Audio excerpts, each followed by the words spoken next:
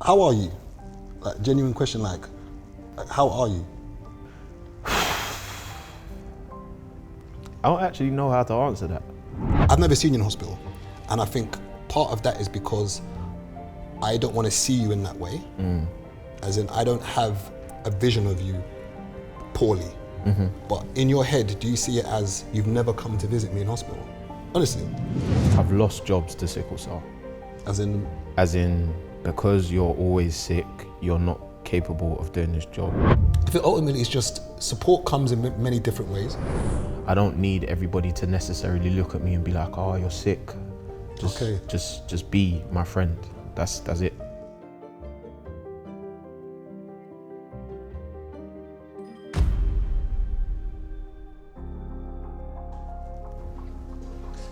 What's going on, my boy? How you been, man? Same old two-steps. It's been a long time. It's been a minute, for real. Have I seen you this year? Bro, I've been sick like this whole year. Just came out of hospital last week. I'm gonna ask a silly question about how come? Had a crisis, innit? Like, it's the same old. And they can last literally that long? Yeah, like, can last an hour, can last a lot longer. But yeah, I was in hospital for a long time, like a few weeks. And what usually triggers this? Hot weather, cold weather, dehydration, quick transition of weather, clothing. When you say clothing, what do you mean by clothing? Is it? Like, you got the hipsters, because I know you wear those, yeah? So like, Okay. the tight ones, because yeah, anyway. That's too tight around my leg, which, you know, because I do leg day, like, you know what I mean? So This is what we're doing? I'm just saying. Okay. Nah, seriously though, if they're like too tight around my leg or too tight around my waist, that can trigger a crisis, so. And as silly as this might sound, how are you? Like, genuine question, like how are you? I don't actually know how to answer that. Like, I don't ever really stop to kind of unpack that, you know what I mean? You have to kind of just have to go on. Like, you have to just, life carries on. I'll give you an example. We're in March now, and I lost January and February. Like, to me, the new year started 4 days ago. Yeah. Because first 2 months of the year gone. I lost them to sickness. I don't have the luxury of stopping to kind of figure out how I am. I kind of just have to carry on, you know what I mean? I just, like I say, life goes on. Life doesn't stop. Like, all my friends, like, you've had a lot of stuff going on that you've had to attend to. Yeah. Same with family, same with friends, same with like work, everything carries on. So I've become so accustomed to adversity that I just press on. It's just whatever. But like, separately though, because obviously we've had X amount of conversations. Like, what would you say you know about sickle cell currently? Good question. I would say that, without using the fancy word you used, hemoglobin, I know you don't have to spell it, but good word, done, you know. I would say that I know that something to do with the cell's sickle, and therefore it's a lack of oxygen that sort of makes someone have a crisis. But if you're trying to get me to explain it properly, I genuinely don't know. All I know is something to do with the blood and oxygen, which causes someone to have a crisis and I think it's sort of like extensive pins and needles. Is that the right phrase or term to use? I guess, yeah, you're not wildly off. The pins and needles thing is something that is referred to a lot. And I think pins and needles, if it was just pins and needles, that would be a walk in the park. But I think the presence and regularity and consistency of the pain is relative to pins and needles. Because you know with pins and needles, like, it's non-stop. Yeah. And it's constant. And it's everywhere at once, kind of thing. As in literally consumes your whole body. Right, so wherever you're sickling in your body, that's the pain is constant. And I get asked almost every time I speak about sickle cell, what is the pain like? And my answer is different every time. However, if I was to try and illustrate what that is like, I would say, you know when like you lie on your arm, for example, and it goes numb, and sometimes it might throb, and then imagine that feeling, but imagine it's cold. Okay. And then pins and needles on top. And then imagine somebody walking on your arm. And then somebody else jumping on your arm at the same time. And then somebody just like constantly just hammering at you. And that's a constant, like it's non-stop. There's no breaks, there's no pause, like that's constant. And that's wherever blood flows in your body. So it can happen in your head, it can happen in your jaw, it can happen in your hand, like anywhere. What would you say is one of the biggest misconceptions? That they're okay, they look fine. They doesn't look like anything's wrong with them. Where's your walking stick, mate? Wait, what? Don't look disabled, mate. He's not really in pain, he just wants drugs. He'll be okay. His pain threshold is quite high. I've been admitted more times than I can count, more times than I can even think about, but I don't know a lot of sicknesses where you have to, like everywhere I go with sickle cell, I have to tell everybody what it is and how to help me. I'm talking literally, I've gone to work and drawn diagrams. This is what sickle cell is. This is how it affects you. This is what can happen in the event of a crisis. How do you deal with that when it comes to work? You've said from January you've sort of been in and out of hospital. So how do you deal with that with work? Have you, even in the past, how have you navigated that with work? And then, are they generally understanding? No is the short answer. Things have changed a lot because like I've lost jobs to sickle cell. As in because you're always sick, you're not capable of doing this job, so we're dismissing you.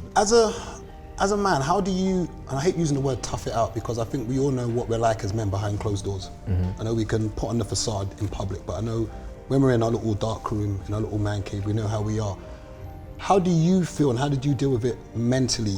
The vulnerability that we have to show and demonstrate to get the help is it's difficult because you do want to be seen as a man.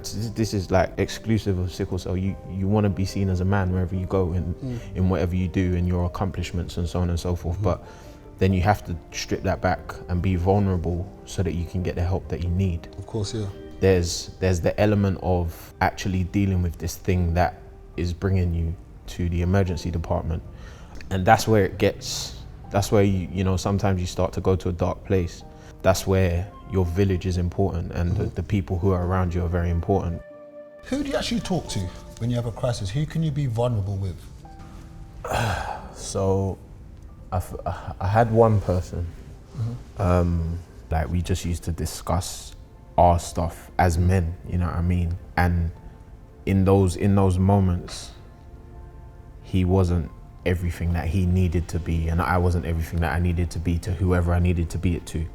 We were just brothers in the moment, sharing each other's struggles and understanding and drawing strength from each other in those moments. Since not having him around anymore, those moments they're different. You mentioned friends. As a friend, what can I or we really do to support? Because as I said, in my head, I see it as very limited as what I can do. So I give blood. That's my sort of way of trying to help. When things happen in my life, sometimes I get overstimulated and get overwhelmed when people try to be around me too much. But that's just me in my anecdotal situation. How can friends support you when you're going through a crisis or when it's happening? Sometimes it's important to just show up. Like I don't need necessarily to be overcrowded, or I don't need somebody doing the most. Just being consistent in, let's say yesterday, for example, you message me and you say what's good, and then today I'm in hospital. Just message me exactly the same, say what's good, and I'll be like, yeah, I'm cool, I'm just in hospital at the moment, I'm a bit jacked up, life goes on, because like I said, it doesn't stop for me. Even when I'm inside hospital, it's still the same. And I think people get caught up in, oh, because so-and-so is in hospital, this must be done, but consistency and continuity are big factors, you know what I mean? I don't need everybody to necessarily look at me and be like, oh, you're sick. Just be my friend. That's it.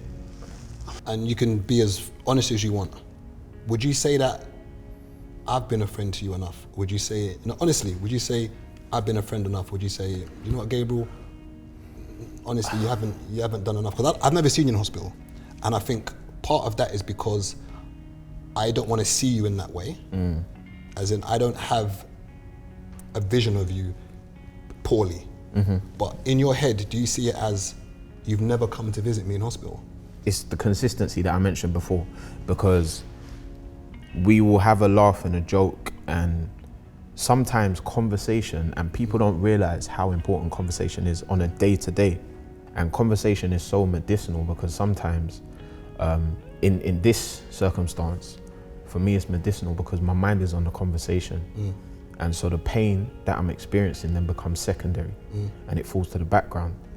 If, for example, I'm not having a conversation, then I'm just living in my pain, you know, and everybody plays their part, and so it's all relevant, you know what I mean? So yeah.